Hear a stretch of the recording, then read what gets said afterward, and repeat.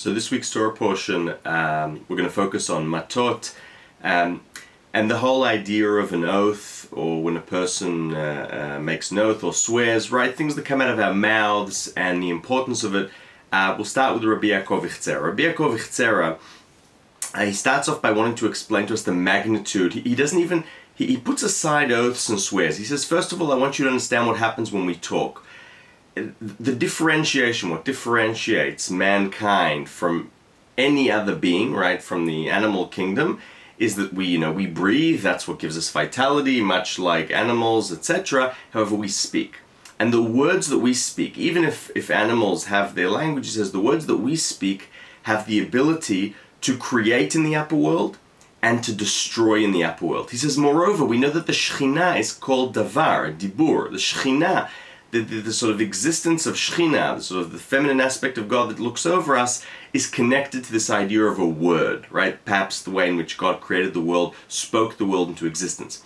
And so he says he wants us to understand that, when we come and speak, we're not just, doing a good thing, a bad thing. If we negotiate with someone and, we lie or we don't stick to our word, it's that there are cosmic ramifications because we're also built, it's imagine, and this is already comes into the oath and the swear. When you make an oath or you swear, you've created some sort of building, a foundation in the upper world, and the sort of, the well-being of the Shekhinah is dependent on whether we're going to keep our words or not. And he says this is why God has to summon the Rashi Matot, right, the heads of every tribe, because it's as if Moses is saying, I know that in every single generation you're going to have this issue. People that don't stick to their word. And it's a huge problem. You need to explain to the people the Shekhinah's well-being depends on this.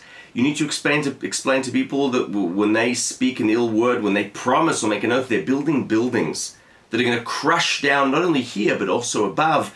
And the ramifications, the stakes are so high that I need the heads of tribes not only today in the time of the Torah, but forever and always, the heads of community. Everyone, every leader has to make sure when it comes to people's words, they have to take care of their words, because this is what differentiates us from everything else in the world. This is what the world coming to the happily ever after depends upon, much like when we study Torah, use our words to study Torah, or to pray, to think of the power that these things can do to navigate the world where it should go.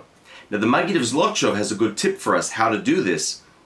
He looks at the verse that talks about, right, neder, and he says neder sounds a bit like, adam ki idol. Idol, to make an oath, is a little bit like a dira. It sounds a bit like an apartment.